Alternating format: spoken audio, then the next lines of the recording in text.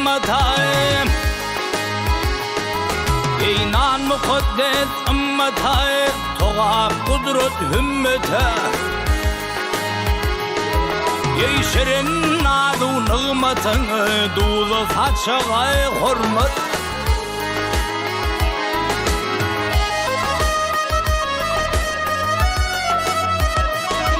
Ey Türkmen bedev atına, kadeymesin vatına.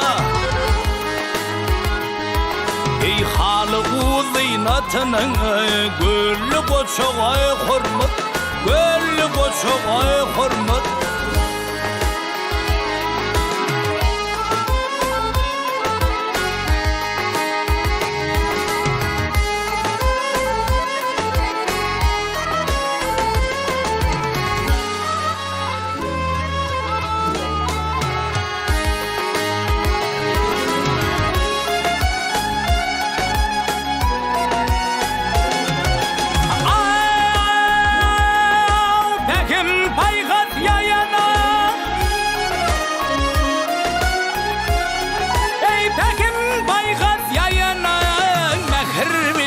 Soyuna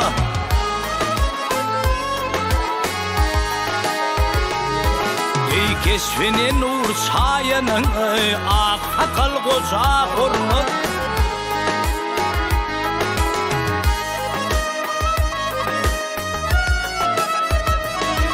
Ey vatanı ker insanı, zahayet kıl şariyana.